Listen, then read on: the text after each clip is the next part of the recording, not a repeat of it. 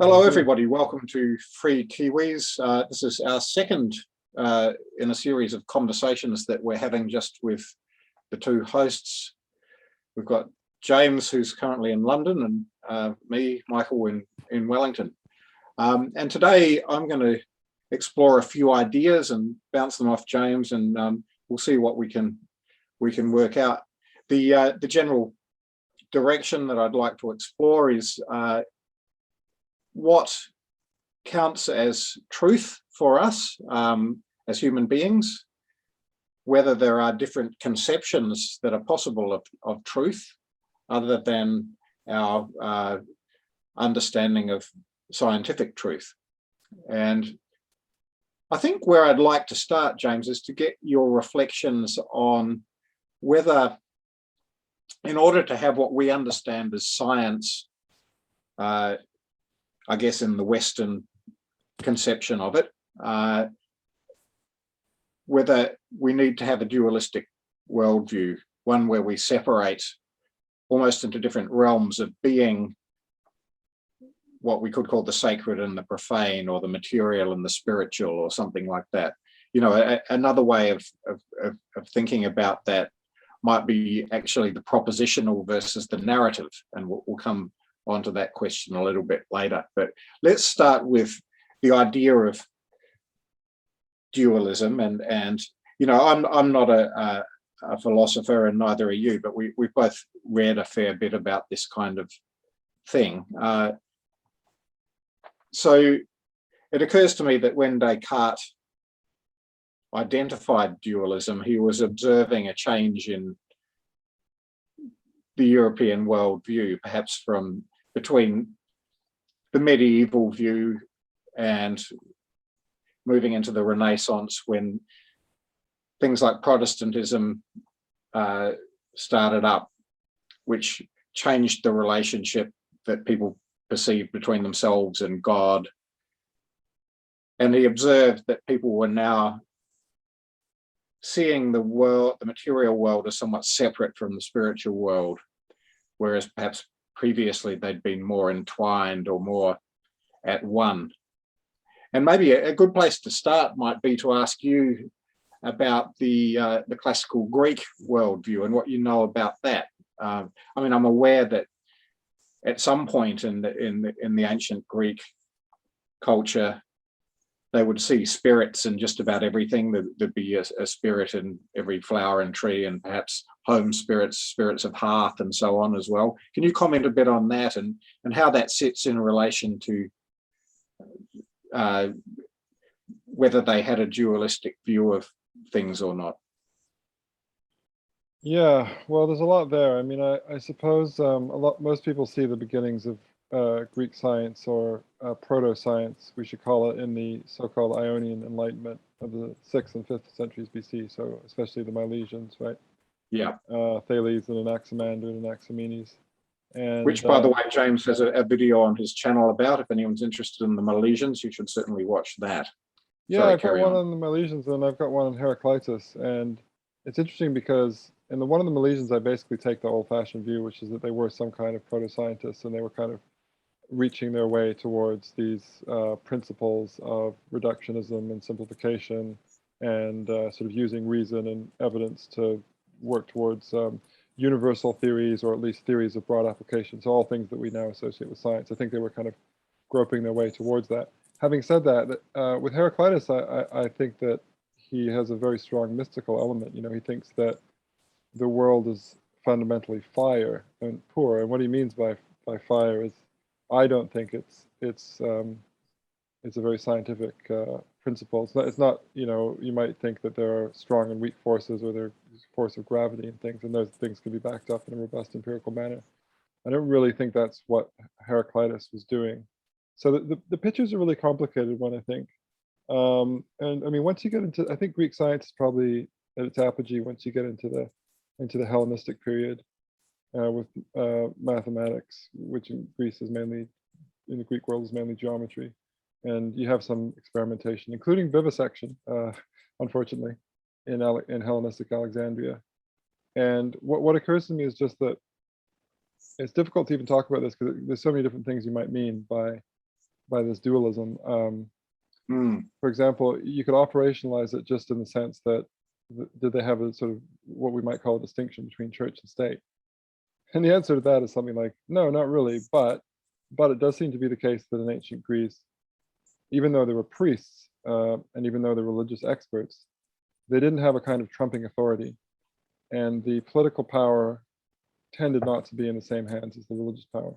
So that immediately sort of put religion to one side a little bit more. I mean, it was still very influential, but that seems to be something that allowed Greek science to breathe, and that can be contrasted with lots of other ancient societies, but it can even be contrasted with medieval European society, where obviously the Western Church had a huge ability to sort of clamp down on divergent thought. Yeah. So that's interesting. One thing that you mentioned there was to question whether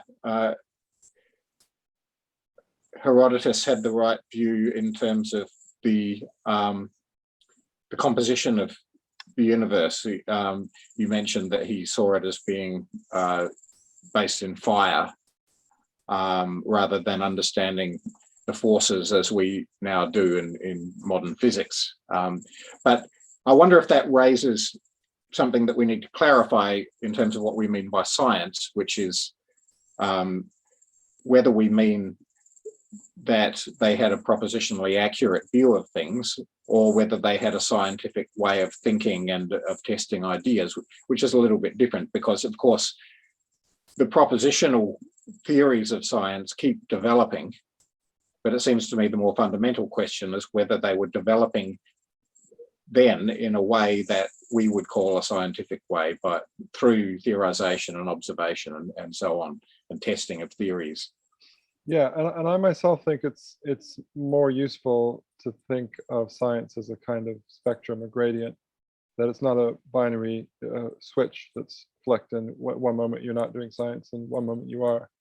I think that, as often with human history, we tend to think that things were much better and more reasonable in the past than they were. I think that for most of our time on Earth, our species' time on Earth, we've actually been very, very bad at thinking systematically. I mean, of course, people have been quite ingenious and good at, trying little things out and seeing if they work, and working on a sort of piecemeal basis. But I think that because we're these survival machines, our brains are really set up for the immediate moment. They're not really set up to sort of think about black holes and statistics and probability distributions and things like that. So I think the number of cultures that's even sort of gotten beyond that stage, I think, are quite few. And I think the classical Greek and Hellenistic Greeks are one. You can talk about Golden Age Baghdad, sort of Muslim golden age of Muslim science. And you can talk about the very rich scientific culture that they had in China, which is actually an interesting one for this conversation, because they often seem to coexist with notions like qi, energy in the body, which we now think of as kind of proto-scientific, but which seems to be consistent with a certain level of observation and it actually is pretty workable. It doesn't seem to completely ruin what you're doing in terms of basic medicine, as far as I could tell. So yeah, I've lost my...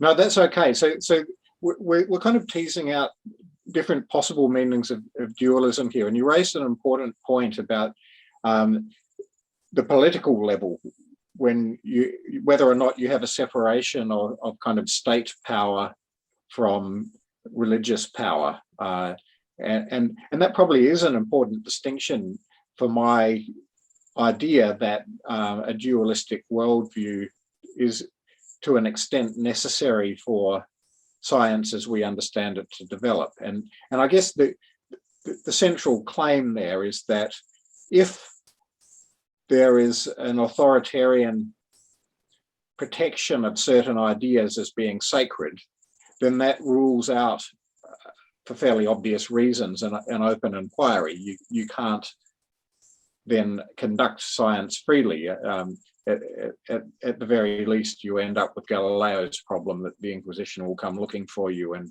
persecute you for saying that the Earth is not at the center of the universe, and things like that. So in other words, that kind of political dualism is necessary for scientists to be able to operate freely. But at the psychological level, we might say something similar is necessary. We might wonder whether it is. So if we hold in our heads sacred claims that we feel sinful if we question, then that's going to psychologically hold us back from thinking in this kind of free scientific way. And I guess that they probably come together to a certain extent, that and it's hard to know which comes first. And you probably, your point about things not being a dichotomy it probably applies here as well, that dualism might not be an all or none thing, that sort of degrees of separation or unification of the material and the spiritual experiences are possible. But whatever it was that happened in the Renaissance seems to me to have made it possible for people to free their minds from sacred claims to a sufficient degree to be able to ask any question about the material world. And certainly by the late 19th century, with relatively little interference from religious authorities. You can talk about the issues in mid-20th century United States with evolution versus creationism in schools, but that's kind of an anomaly in the 20th century. So yeah, no, there's a lot of interesting stuff there. I mean, so what you've done really is sort of operationalize this idea of spirituality and science as it's what you're talking about. It strikes me is really a kind of religious or even sort of quasi-empirical block on investigation, in the sense that I almost wouldn't call it a genuinely spiritual thing, even though the religious people involved probably thought it was a genuinely spiritual thing. But it's like they said, in various periods of human history, you weren't really supposed to think that the Earth went around the sun for various reasons. And it wasn't just church authority; it was also Aristotle, so classical authority, and people thought, of course, the Earth isn't moving. So it went against what seemed like everyday observation. So that's interesting. So I think that in the history of science, I think the real kind of blocks have often come with those things. It's a deeply held view, which is ultimately empirical in a lot of cases, right? And it's different from things like, I know that part of this whole Mataranga Maori debate in New Zealand has been, I think, I can't remember where this came up, but some people have been saying, well, even at the fundamental level, matter has Maori, this spiritual force. In a way that actually seems to me, now that I think about it, it's kind of less of a block on science than more sort of hard empirical claims.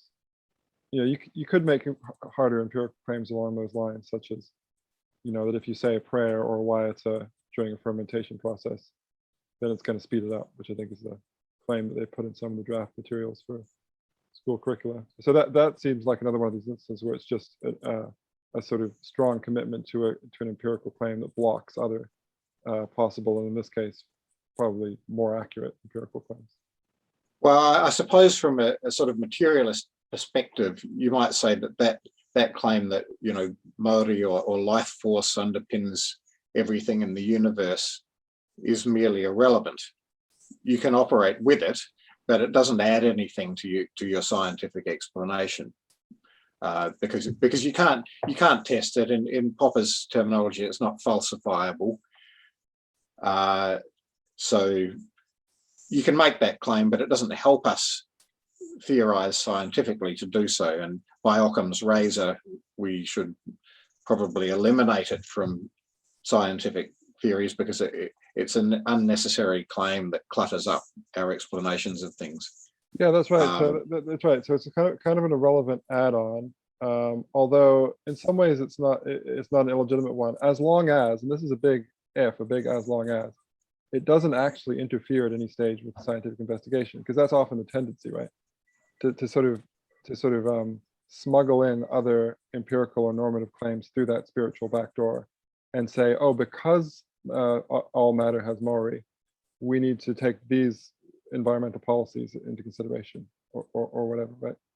But it can be, I think there is an option for it to be a genuinely sort of spiritual add-on, So if you're someone like Teilhard de Chardin, who was a Jesuit and a scientist in the early 20th century, he thought of scientific investigation as a kind of spiritual activity, almost like a meditation.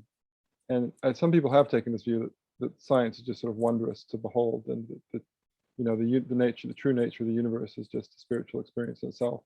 And I think that's allowable as long as you don't do it in the same class where you're actually meant to be learning, what really is the nature of the universe and how to do quadratic equations and things like that. Yeah, I mean, I do want to take a step back from all of that a little bit in this conversation, because, we want to be able to trouble our own deeply held conceptions here and look at things from as wide a perspective as possible to examine any possible biases that we have here. And so from that perspective, I don't even want in this conversation to dismiss the idea that the fundamental essence of the universe is life force rather than matter. And it's something I'd like to return to. But as a way into that. You like that idea, don't you? Well, I don't. I mean, it has an aesthetic appeal, but as somebody who's been trained in Western science, it's also a troubling idea. It's not something that resonates very well with that worldview. So it's something that I toy with and think about, and I also wonder whether when the Western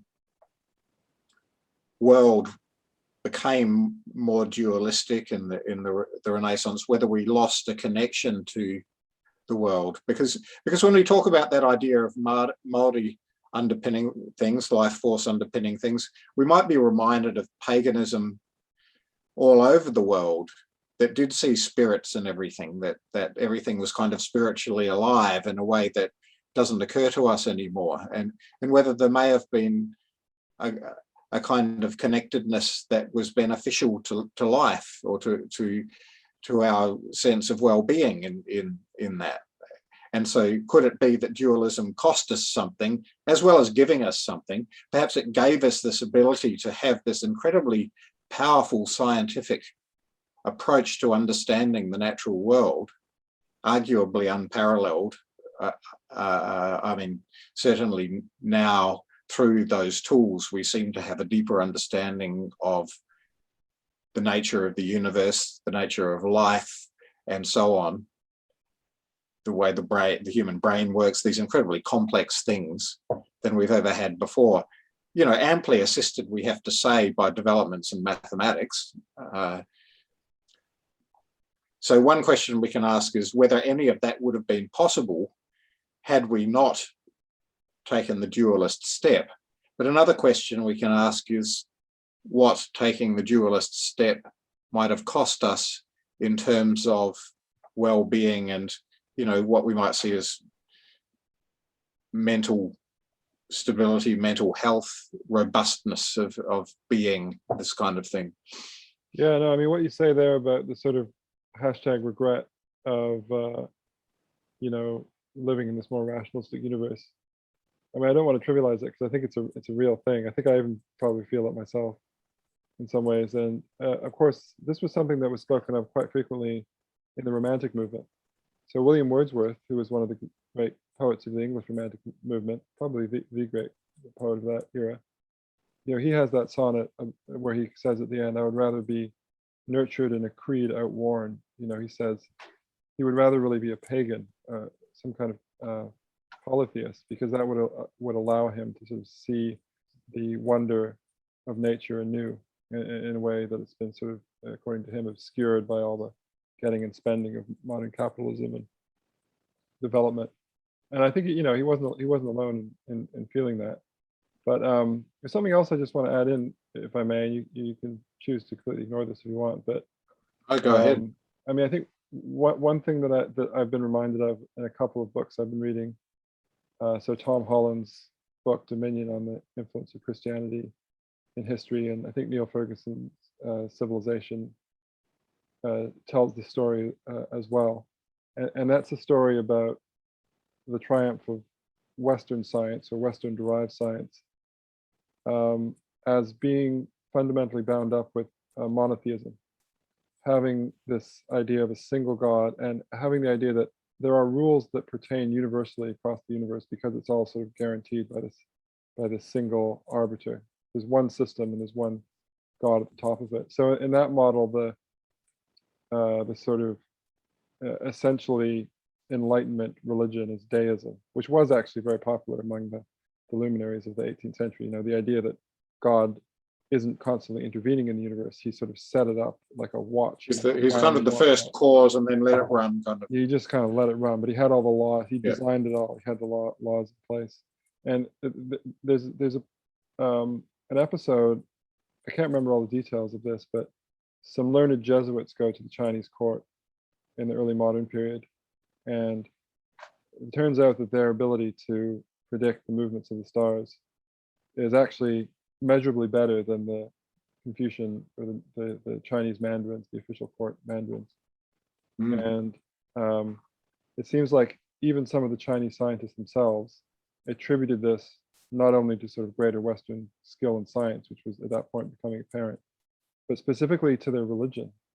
They thought that it was partly their belief in the single God, which was enabling them to predict things better. And in fact, one of the main mandarins involved in these debates ended up converting to Christianity because he had become convinced that this was part of the secret. So that's, I guess I'm sort of suggesting a slight tweak on your dualism hypothesis, which is that it's not just sort of from spirit to no spirit, but it's also from sort of polytheism to monotheism, many spirits to the idea of one religious realm. So is the idea behind that monotheism gives us the capacity to believe in a very unified cosmos, rather than one in which various deities and spirits compete for power or for various I don't know, whatever the gods in ancient Greece seemed to compete for. They were quite human-like in their characteristics in many ways, whereas the monotheistic God is very much transcendent. So is it that gives us the ability to see the universe as being very lawful and comprehensible? Is that the idea behind that? That's the basic idea, yeah. And I mean, I'm not saying I buy into this 100%, and I don't even know exactly what the theory is and all its details. But I think one of the things that Tom Holland seems to be saying is that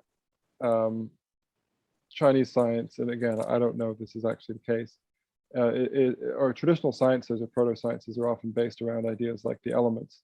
So you have a sphere for wood, or depending on which list of the elements you go for, you have a sphere for wood, and you have a sphere for fire, a sphere for air, or water, or whatever. And the idea is things might work slightly differently in these different systems. I mean, even Aristotle, who was fairly advanced in terms of proto-science, he famously had this distinction between, the way things worked below the moon, the sublunary sphere, and then the way things worked in the superlunary sphere, where everything was governed by these perfect circles.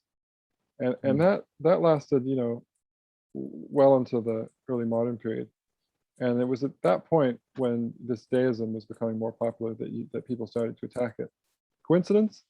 Maybe, actually, because Christianity had been around for a very long time, and they'd always had a stress on monotheism. So yeah, and of course Judaism had been monotheistic for a long time before that. So. Yeah, and Islam had been monotheistic, but then you might say, oh well, of course that's why they had Al-Haytham and all these great luminaries. But then the problem there is, well, they didn't always have a scientific golden age, right?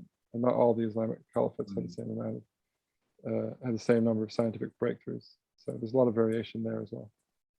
I mean, this is a completely unexplored idea, and I've no idea whether there's anything in it, but could it be that monotheism and dualism are actually quite closely related things as well? Perhaps the basis for thinking that's possible is that in pagan religions with multiple deities and so on, the deities themselves belong to various spheres of the material world. You have a god of the ocean, and gods of the forest, and gods of the mountains, and so on. So the deities are very closely associated with particular things in the material world, whereas a monotheistic god is in some sense outside and beyond the material.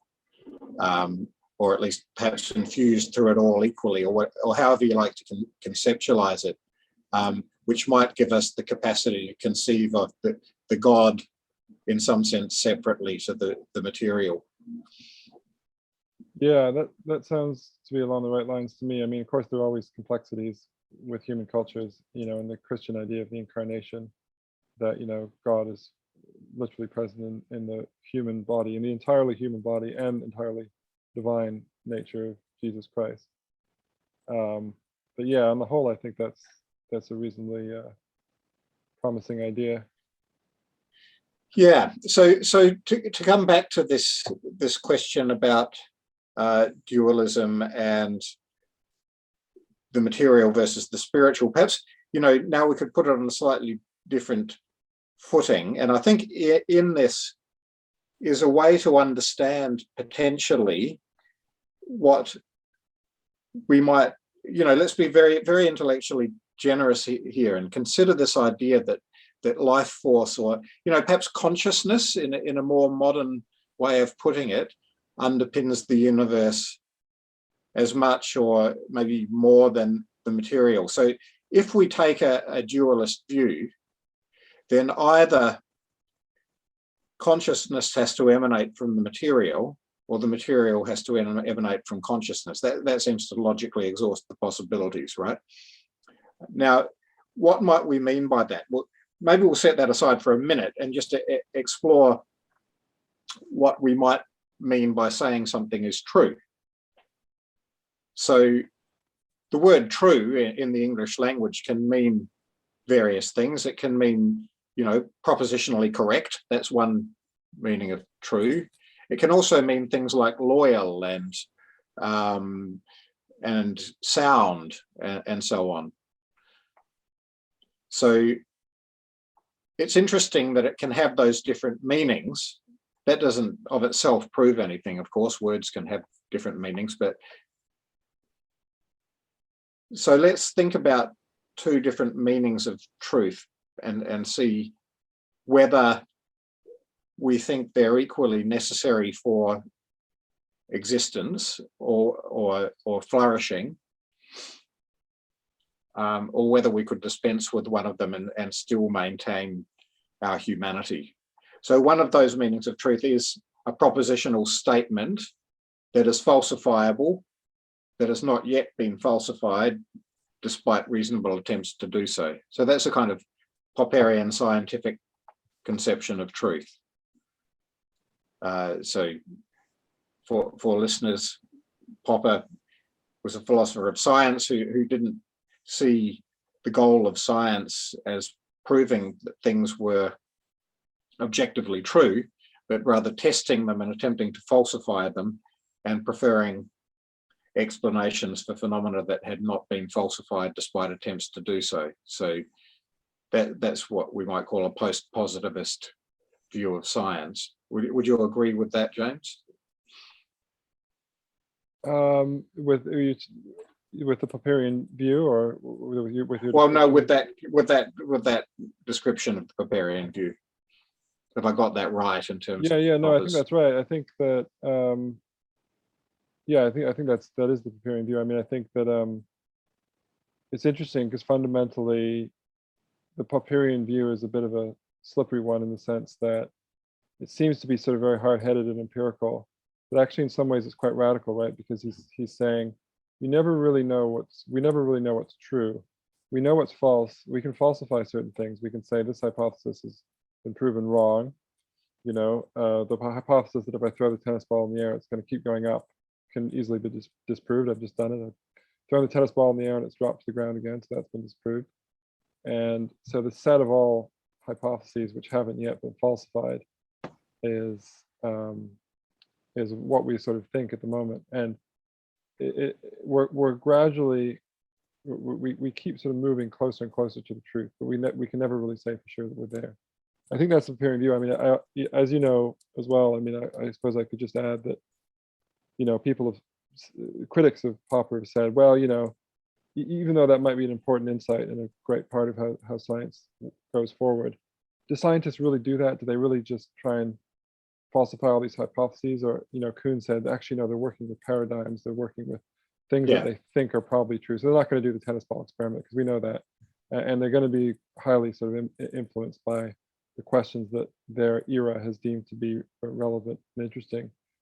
And finally, I was talking to some people the other night about this, actually, as it happened, and they were saying that a lot of the cool kids nowadays seem to take this Bayesian view, that the truth is really the sort of sum of relevant knowledge, and you have to factor various things in, like prior probability. How likely is something considering everything we know, even before we start to think about it? And then you have this updating, information comes in from various sources, including experiments you might do, or surveys you might do, or data gathering, and you update, That's how right. likely you think one hypothesis is. So I'm a little less impressed by that criticism than perhaps some people might think I ought to be.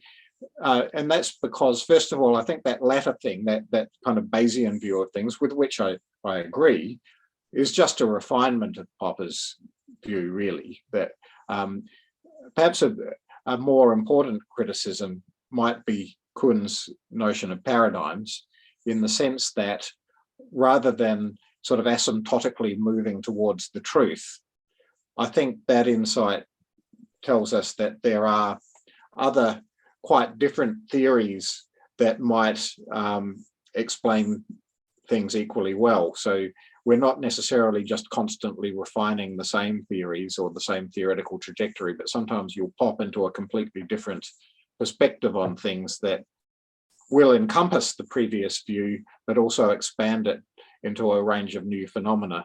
So you might think of the way in which Einstein's theory of special relativity transcended Newton's mechanics. It didn't render Newton incorrect within the sort of sphere in which he was observing, which was sort of the human scale, but it transcended it to take into account the cosmic scale. And so I think that refinement of Popper's view is very important. But to me, the really important thing about Popperian falsifiability is actually the mental discipline of science. So whether or not scientists actually operate like that, and let's say they don't, and I think that's right, they having that formal system in the background is important to keep them honest, as it were, to keep them from straying too far from a scientific approach, because I think, as you commented at the outset, we're not very good at that. We're not very good at thinking logically. We've got to discipline ourselves quite strongly to do it consistently, in any way consistently. I mean, even the best trained scientists don't in their daily lives think scientifically at all times, and it can be quite a strain for even them to continue to do so at all times in their professional work. So that's what I see as the real value of the Popperian framework. Not so much that it's a formal system to which we rigidly adhere, but that it's sitting in the background at all times to keep us, as it were, on reasonably on the straight and narrow. That's right, and I like that phrase, keep us on the straight and narrow. You said before, keep us honest, because there is an episode of the Popeyrian podcast, another great podcast people might want to go and find, with Martin Boudry, who is I believe he's a Dutch philosopher of science, and he tries to kind of sort of redo Popperianism and salvage its most important insights by saying the real importance of fallibilism is to basically help us identify when things are going really badly wrong. So pseudosciences and cults and conspiracy theories, the big red flag with those is precisely that they try to avoid any kind of testing, any kind of rigorous falsification. So whatever you're doing, and you probably are doing lots of things as a scientist or a thinker beyond Popperian falsificationism, if you are doing everything you can to avoid any kind of falsification or any kind of tests, that's a really bad sign. But let me try and just get you back towards, because I know you want to go to this other version of the word truth, Yes. other meaning of the word truth. So one of the things that strikes me about all of these philosophies of science, I think it's correct to say that they all are predicated on a correspondence theory of truth. In other words, this idea that what truth really is getting a correspondence, a kind of relationship, a one-to-one relationship between what we think, our theories, and the way that the world it actually is. So, we say, all apples are green, and if actually some apples aren't green, then that's wrong. So that's, that's not true. And if we have a better theory, some apples are green, that does fit onto the world, so that does work.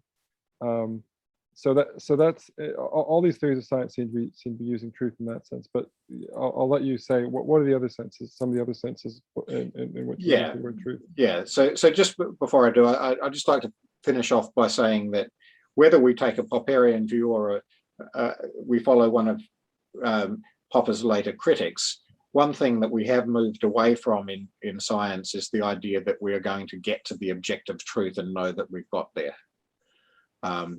So with that in mind, the next definition of truth that I'd like to explore, and this is going to be a much more controversial one, especially in respect of science, is the notion that truth is narrative that enhances life and meaning.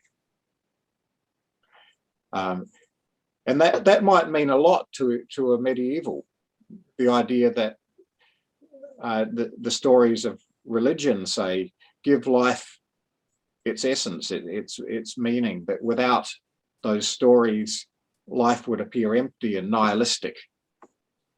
And perhaps, this is what Nietzsche was lamenting when he announced the death of God, because despite the fact that he was himself an atheist, he was not joyous in proclaiming the death of God. It was a kind of cry of pain. What are we to do now that we've blotted out the sun? How will we wash our hands of this blood? What must we become gods ourselves in order to overcome this tragedy, this calumny that's befallen us with the death of God? And of course, he's saying we killed him ourselves through, I guess, marginalizing the spiritual understanding of the world. So, and on the back of that, he accurately predicted the totalitarianism of the 20th century and our fall into those kinds of ideologies, which he saw as being an inevitable thing that would replace God in our lives, with tragic consequences, which are now well documented through the history of the 20th century. So, could we think of an alternative perspective on truth as being narrative that enhances life and meaning and gives us some protection from nihilism and despair and mental illness and social malady and ultimately collapse of our civilization? Well, I think there's a path that you could tread here, but I think it's a slightly narrower one than you suppose, or at least I haven't yet been convinced that this is the way to go yet. Although you may be able to sort of recuperate your theory of meaning or find a way of showing why your theory of meaning is also a theory of truth. But my problem is precisely that I hear you talking about meaning and giving meaning to the world. And that strikes me as a slightly different thing to truth, right? Because you might have a narrative. Well, it's a different thing than propositional truth, and I'm explicitly distinguishing that. So it is a different meaning of the word truth, for certain. Right. Okay. Well, let me tell you the way in which I find what you were saying appealing in one direction. Because when you were talking about narrative, I thought, yeah, I understand what that means. So you can read a book or you can watch a movie, and you can say that felt really true to me. There was some kind of truth in that. You watch Forrest Gump or something. There's some narrative turn in that film, and you think that just rings true. People say that about narrative episodes in movies and books. That just rings true. That's exactly like my even if it's propositionally absurd, right? You can still have that experience. That's right. It might be something completely different. You might be reading an ancient Greek poem, and there might be something about the old man Priam coming to the tent of Achilles and ransoming the body of his son Hector, and you think, oh, that really rings true.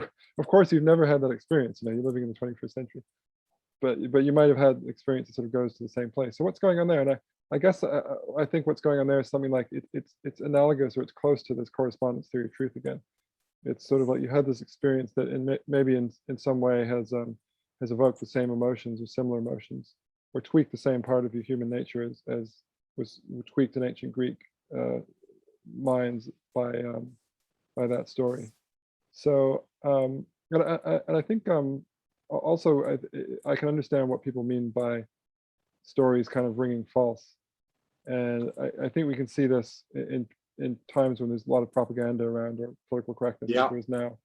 You watch a movie and, you know, the girl is like a kick-ass spy and the guy falls in love with her because he wants to be protected. And you think, yeah, okay, I know that maybe there's too much stereotypes but being the other way around, but it also in a way it sort of seems to go against the way that most people feel, because, you know, we're all beings and we have certain predispositions. So that kind of rings false. And again, I think that's the corresponding theory of truth again, isn't it? So I understand that. I can understand that, but then once you start talking about meaning and narrative and saving civilization, can you flesh out that? Because maybe you can flesh that out and explain to me why that's more like correspondence theory of truth, if it is. Well, I don't think it is. It like the correspondence theory of truth? I'm not committing to that statement. I'd have to think about that quite a lot. What I'm doing is putting up two different ways of thinking about what we need as human beings, I suppose. And I think we probably need both. I mean, can we live without propositional statements that describe the world as accurately as we can? Well, not very well. We certainly can't improve our lives, and we probably can't survive. If we don't have an accurate propositional understanding of the world, we will get killed by something. We will fail to do the things that we need to do to sustain our biological existence, let alone enhance it, let alone discover new technologies that make life easier and that make us more prosperous and so on. So it seems to me we certainly need that. The question is, do we also need narratives that enhance our life and meaning? And it seems to me that Nietzsche was onto something when he said that we do, that without them, we will fall into a mode of existence that is so impoverished in terms of experience that it's no real life at all, that we become very superficial beings if we're reliant on stories that ring false. I think that's a great way to put it, James. And perhaps, you know, you put forward what I would call an anti-stereotypical story. You know, the kind of bold hero as a woman and the kind of dependent person as a man, or whatever. That's an anti-stereotype. It's a kind of constructed antidote to a stereotypical story, perhaps. But maybe both stereotypes and anti-stereotypes are pretty superficial ways to tell stories, and they both ring false in as much as they're superficial. They don't get to a deeper place. In some sense, they're didactic. A stereotypical story is perhaps defending a status quo and saying, here is how things are and how they'll always be, whereas an anti-stereotypical story is trying to break that and give us a reversal or whatever. But that isn't, neither of those things are ultimately satisfying, perhaps. The narratives that are truly satisfying, we might say, are neither stereotypical nor anti-stereotypical, but to use a term from Carl Jung, archetypal, that they actually activate something within us that gives us a sense of meaning, a sense of purpose, a sense of direction. And we see ourselves in those stories not necessarily by identifying with a particular character, but by having the various characters who are all have aspects of archetypal importance, activating various things within us. And that is what makes the story ring true rather than false. Now, I'll let you respond to that in a minute, but just before I do, I've been reading work by a scientist called Angus Fletcher. He's an American psychologist who has been really looking into the importance of story to psychological well-being and flourishing. And he has quite a lot of empirical data that show this, that tends to show this. And one of the things that he discusses in something I've been reading recently is the difference between neurons and transistors. And of course, this is an important thing to consider if we think that digital computers can become conscious and can become, in some sense, like us and truly artificially intelligent. And his claim, with which I agree for a lot of reasons, is that they never will. But he did draw my attention to something that I hadn't thought of before in discussing the difference between neurons and transistors. He points out that perhaps 30 years ago, scientists thought that a really important difference between neurons and transistors was that neurons are analog, meaning they can take a variety of states, whereas transistors are binary, they're either on or off. And digital computers operate on that system of zeros and ones, on and off, to code Boolean logic from which we can construct all sorts of incredible things. But Fletcher points out that there's another difference which he thinks is much more important. And I haven't thought this through in great depth yet, but it's a very interesting concept. Neural systems, unlike transistor systems, have a direction of causal flow. One neuron activates the next in a causal link, and the signal can never go the other way. Sorry, that's not quite true. Neurons have both axons and dendrites, which are the connections at either end of the neuron, and information can only flow in one direction along the neuron. Having said that, neurons can feed back on themselves and on other neurons, so you can have loops, but there is always a direction of flow. And Fletcher's claim is that this is what gives us the ability to conceptualize narrative, because our brains have causal flow built into them in this way, whereas transistor systems will never be able to do that. They're syllogistic, and they comprise equations which don't have a necessary causal direction. You can always re-express an equation. If you have, x as a function of y, then you can re-express that as y as a function of x, and it means just the same thing syllogistically. And he says, this inability to perform causal reasoning means that computers cannot do all sorts of stuff that our human brain can. They cannot escape the mathematical present tense of 2 + 2 is 4 to cogitate in was or will be. They cannot think historically or hatch future schemes to do anything, including take over the world. So it seems to me this has got something in common with the distinction between propositional truth on the one hand and what I'm positing as the idea of narrative truth on the other. Yeah, there's a lot to ask about there. Are these the same, what you're talking about there, what does that have to do with mirror neurons? Because I've also heard claims that mirror neurons help us to have a sense of ourselves. Do you know, is that completely different? Well, a mirror neuron is a neuron like any other, so it still has a causal flow in terms of how it's activated. All neurons do. Okay, well, so another question I have is, when was Fletcher writing what you read out? Oh, very recently. Because I mean, there's a whole debate about AI and whether they can they're ever going to reach something which we would call consciousness.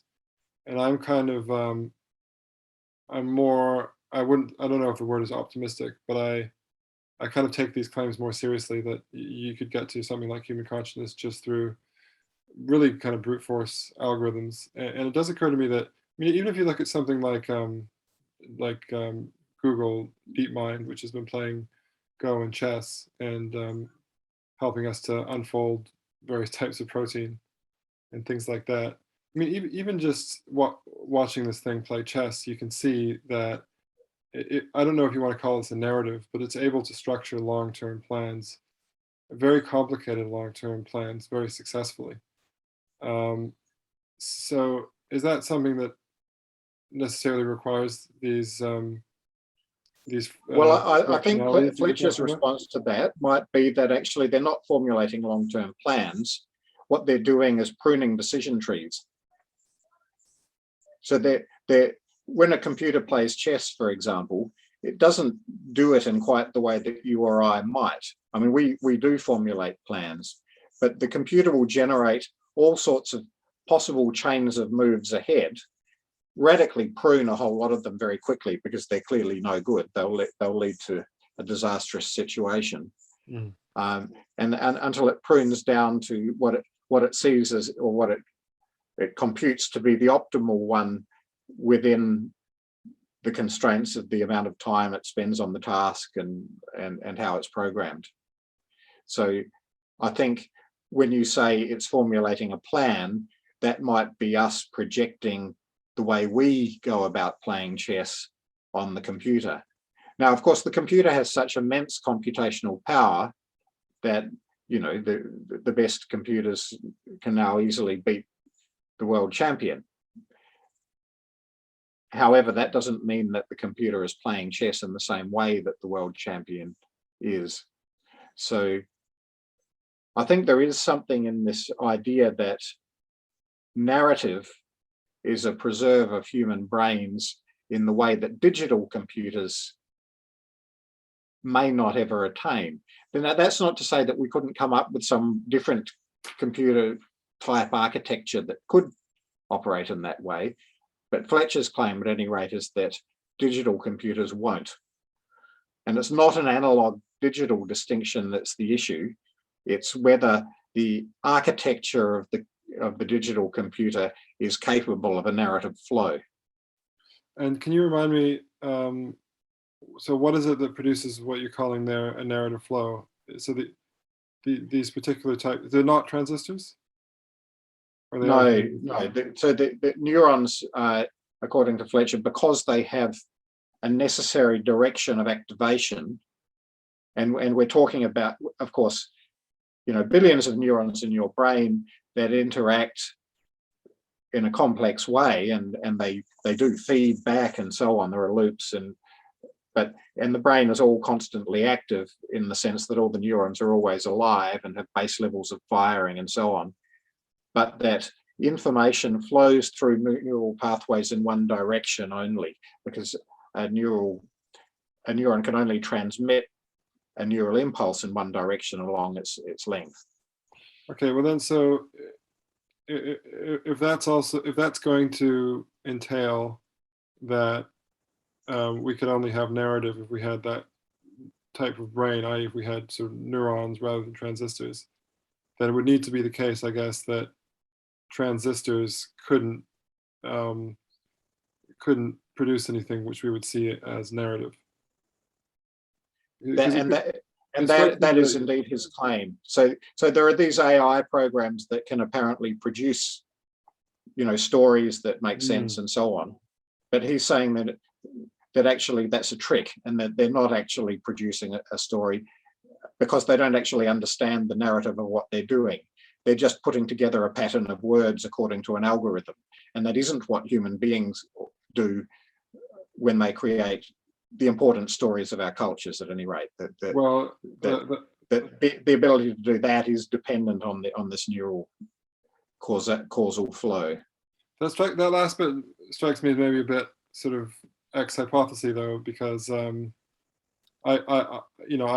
that's the conclusion that he wants. So I'm just asking you about if we want to be Popeyrian about this, what are the conditions of falsifiability here, of conditions of falsification? Because I mean, that's a really good question. You can't use. You basically, we were saying some computer programs can produce narratives, but they're a trick. They're not real narratives. Okay, I can understand. Well, we know how they produce them, and I think it's a fair claim. I mean, it's an accurate claim to say that they do it through an algorithm that puts words together in a pattern, but without experiencing the meaning of those words. We know that the computer does not experience the meaning of the word apple, or of the word beauty, or of the word true in the way that we do. It's a symbol which the computer has stored, but it doesn't correspond to something in its experience the way those words do for us.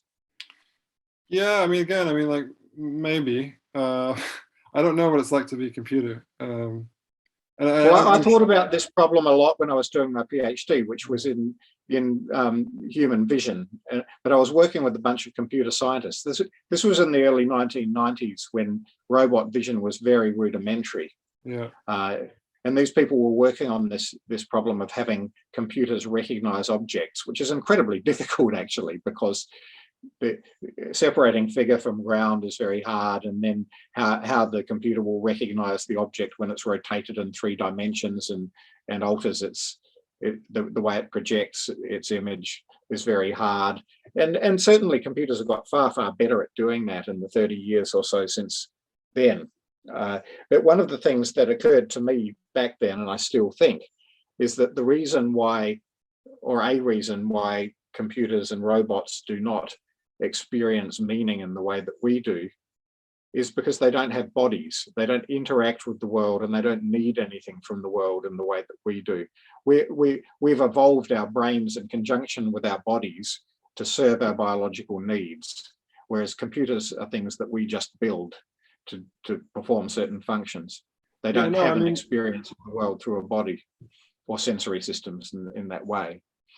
I definitely think that computers are different to us. I mean, that's obvious. And I'm sure that if we can even talk about them experiencing things, they experience things in a very different way. But I do think it's worth noting how the better they get, the more advanced they become, the closer they seem to approximate some of the functions that we have. And at that point, you have to think about some of the ways that Wittgenstein and other philosophers looks at even human interaction or even human experience as, essentially, I suppose it's kind of a behavioralist way ultimately. And I know that behavioralism has been sort of knocked down for certain purposes, but if you think about intentionality, which you were touching on there, I do agree that humans have a clear form of intentionality. We have a telos, as Aristotle would say. Aristotle thought that all living beings, actually everything, ultimately had a telos. So and actually we may not have a telos in the sense that he meant of this kind of overriding purpose, but it's clear that beings of different sorts have aims in the world, and they pursue them usually in a sort of relatively rational way, and sometimes a predictably irrational way. But computers also have that. I mean, you think about the chess computer again. It's a simple example, but when they're playing chess, they have a clear aim, and it's actually quite a complicated set of aims because you have to avoid stalemate, and you have to both attack the king and trap him to achieve checkmate. So, and again, like, what is the computer experiencing then? I don't know. But when it becomes advanced enough, who's to say that that's going to be radically different to what we're experiencing? When we that's a moot question. Perhaps we'll leave at this stage the question of whether a computer could be like a human in a true sense, because that's not actually the central thing that I want to explore, although it's a very interesting question, but I'm not sure how much further we can get on that. Certainly psychologists and computer scientists have been arguing about this for some decades and will no doubt continue to do so. But I do want to come back to something you mentioned, which is behaviorism and the way in which behaviorism was, not necessarily set aside, because behaviorist learning mechanisms are present in all organisms, including human beings, and there's certainly a lot in Skinner's insights into conditioning and so on, and his theories are well tested. But interestingly, precisely where behaviorism broke down was in his attempt to explain language. There's a very famous critique written by Noam Chomsky, the linguist, of Skinner's book Verbal Behavior, in which Skinner tried to set up a theory of how behaviorism could account for human language. And Chomsky very elegantly demolished that theory in just a few pages, showing that the way in which human language is learned has nothing much to do with conditioning, and that operant mechanisms can't explain it. And instead, that to explain the way in which human infants acquire language without formal instruction in the presence of language being spoken around them, we need to posit that there's a universal grammar built into the human brain. And that doesn't seem a million miles from Fletcher's contention that the human brain is a narrative organ. and you know, his potential explanation for that in terms of a direction of neural flow. And neither is it a million miles from the claim that I'm wanting to explore here, to come back to it, that we need narrative to make sense of the world. You know, we can argue about whether computers are capable of narrative. That's a slightly separate question. But to come back to this second idea of how we might define truth as a narrative that enhances life and meaning, it seems to me that Chomsky's critique of Skinner's verbal behavior is actually something in favor of that idea, that language is for us quite a special thing. It's not like other learning. Learning language is not like other learning in important senses, and that our understanding of the world is very much language-based. And from there, we can start to ask questions about what kinds of narratives serve us best and which don't. Yeah, okay. So why is that about truth? Well, it's not about propositional truth. It's about this alternative idea of truth also encompassing. And so I guess in the end, what I'm saying is, we can even set aside the word truth, because there's a risk of just arguing about semantics, about what we mean by the word truth. What I'm saying is that there are two things potentially that human beings deeply need to live and to flourish. One is propositional statements that are tested and not falsified, because that allows us to negotiate the world. And the other is narrative that enhances life and meaning, because without it, we're unable to function as a coherent society. If we don't have a central narrative that a culture adheres to, the culture will fall apart. So, and I think we're seeing that happening around us now, with the breakdown of shared meaning and the polarization of worldviews within our societies, and the apparent inability of our political systems to defend anything central and coherent that people can orient towards and feel as if they're a unified culture. And from there, it seems to me that if we're not careful, everything will just fall apart and our civilization won't endure.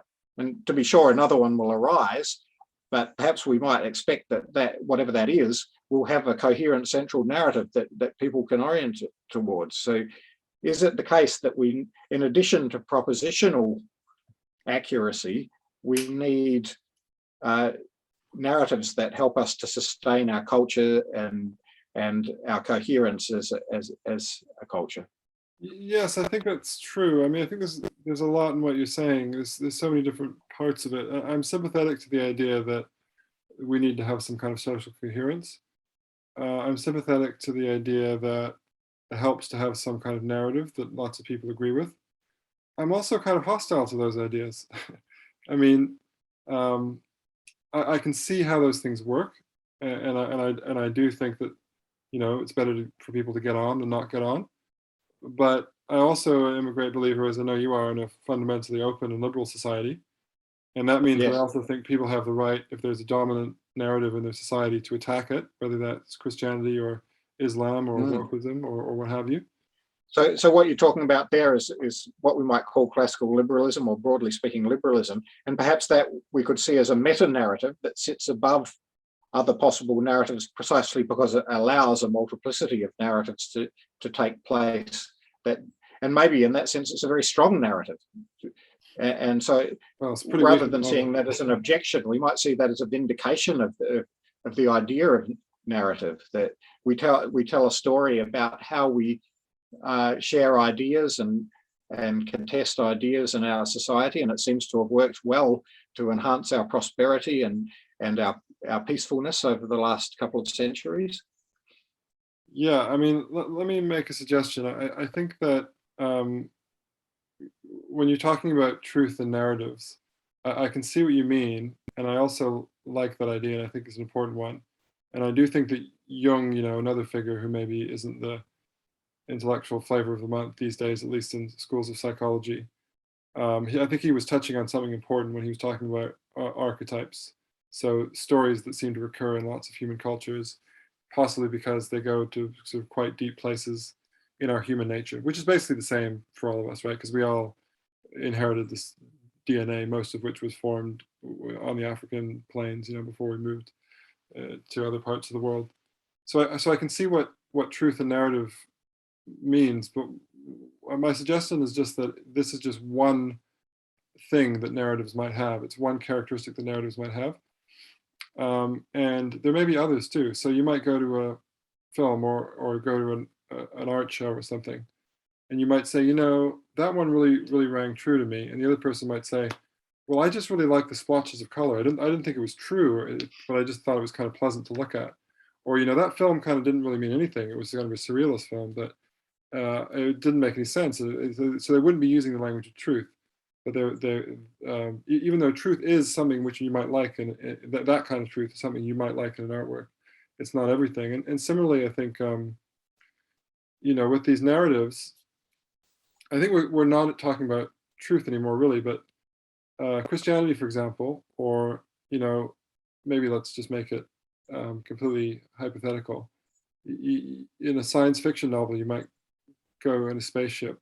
You might be led in a spaceship to this planet where they have a narrative which is flagrantly untrue, and it fails every kind of empirical test.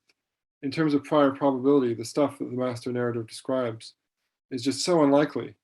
And also, we can add things that, not only is this the master narrative on this other planet untrue, it's pernicious. It makes people do horrible things. Now, I'm not saying this is exactly like religion on Earth, but there are various reasons why we might also like other things than having these powerful narratives. We might actually, in some societies, want to put the commitment to this old-fashioned kind of, or even newfangled kind of propositional truth above our commitment to the foundational narrative.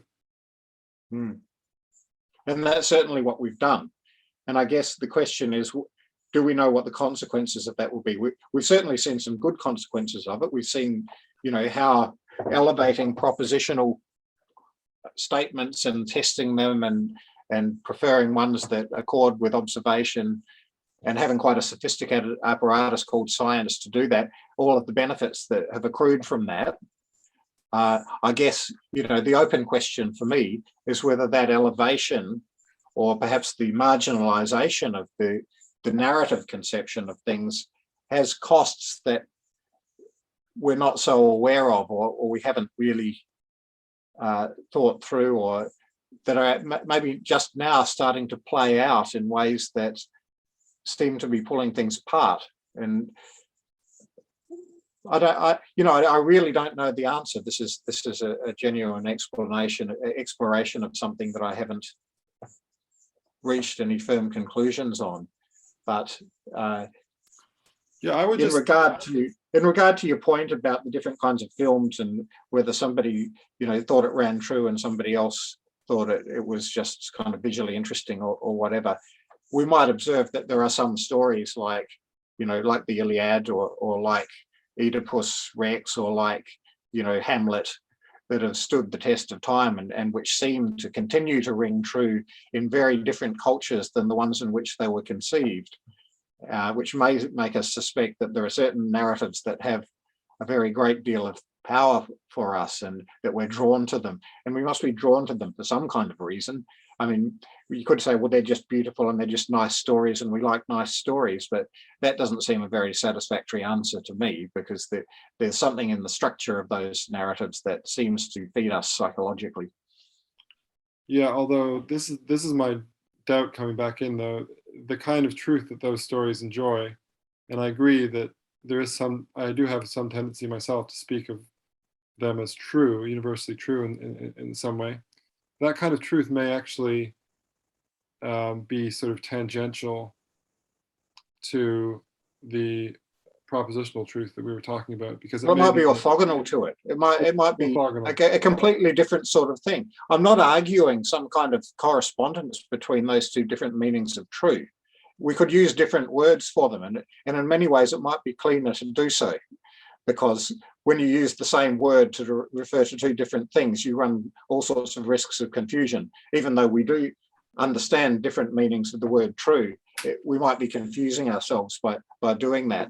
What I'm really driving at bottom is whether this is a way to understand our kind of dualistic worldview, that we have propositional truths on the one hand and narrative truths on the other, which don't necessarily, which may be orthogonal, but both of which might be necessary for us to flourish as societies. Yes, I think I probably do agree with that. And then the trick is the difficult thing to do at this stage in the development of human civilization, I suppose, is to keep those things separate and have some respect for both, but to appreciate that they have different places. And maybe even to sort of, I mean, I suppose I'm more an adherent of the propositional kind of truth than I thought, because I think it's also important that we sometimes sort of check our narratives, or check our stories of belonging, because they can sometimes get out of hand. We've seen that in human history. But I think that what's happening now is, there does seem to be a pretty well documented decline of religiosity, not only in what was formerly Christendom, but also in Islam. That, it seems like the fastest growing group in lots of countries in the world is irreligious people, non-religious people. So, and I agree that we have a tendency to produce these stories and to need them. And, Pascal said something like, there's a God-shaped hole in the human heart. Well, we might also say there's a narrative-shaped structure in the human brain, to pick up what you were saying, drawing on Fletcher. So I guess the challenge then will be to recognize this, and to recognize that these stories help us feel more bonded and less alienated, and to have more meaningful lives.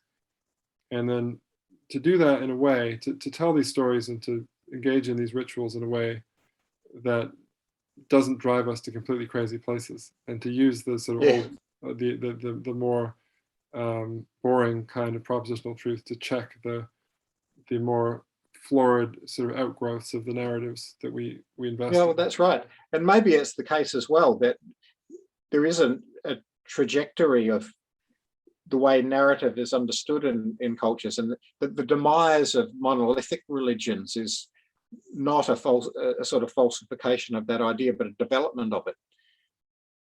I mean, we've already seen a trajectory of development from polytheism towards monotheism in most cultures as they grow in technological sophistication and so on. That there seems to be a trend towards monotheism, and maybe beyond monotheism, we move away from sort of formal religions altogether into a more loose and, but nonetheless, archetypal and meaningful set of stories and narratives that fulfill that function, perhaps without the authoritarianism of organized religion. This is, I don't have any idea whether this is true. It just seems to me a possibility. So it may not be religion as such that we need, or, as Pascal put it, to fill the God-shaped hole, but rather just to, as you say, recognize the importance of powerful narratives to perhaps not only social cohesion, but psychological cohesion, individual well-being as well as social well-being.